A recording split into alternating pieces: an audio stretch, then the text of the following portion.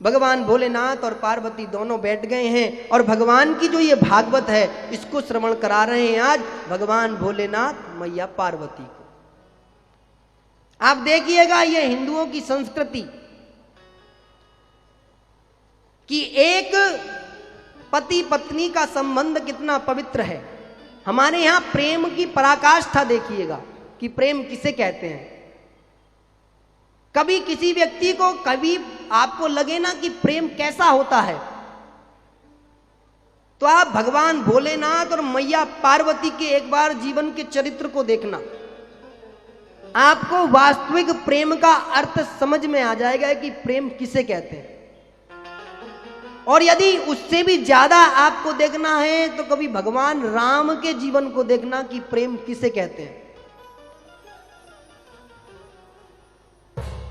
ये प्रेम के मतलब ऐसे प्रतीक हैं जिन्होंने प्रेम के कारण से मर्यादा में रहते हुए सब कुछ त्याग करा है।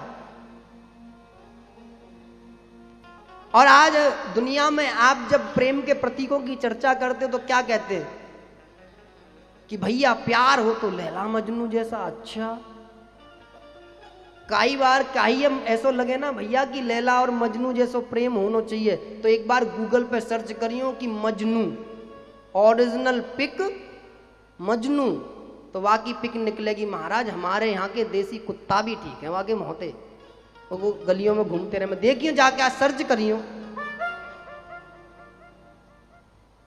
बुरी स्थिति ऐसा। प्रेम त्याग का प्रतीक है, जहां त्याग होगा वहीं पर प्रेम होगा। प्रेम में कभी प्राप्त की अपेक्षा नहीं हो सकती। प्रेम हमेशा त्याग मांगता है, कभी प्राप्त नहीं करा सकता। माता पिता अपनी संतानों से प्रेम करते तो उन्हें त्याग करना पड़ता है या नहीं करना पड़ता? बताओ, करते हैं ना? तुम्हारी खुशियों के लिए अपना संपूर्ण जीवन जैसे भी हो बिताते या नहीं बिताते? बताइए, करते ना? और माता पिता से ज्यादा शुद्ध प्रेम किसी का हो ही नहीं सकता। इतना शुद्ध प्रेम का संबंध, सबसे शुद्ध प्रेम का संबंध यही है। और उसके बाद में पति और पत्नी का नंबर आता है, यह भी शुद्ध प्रेम है। लेकिन नियमों के आधार पर यदि जीवन जिया जाए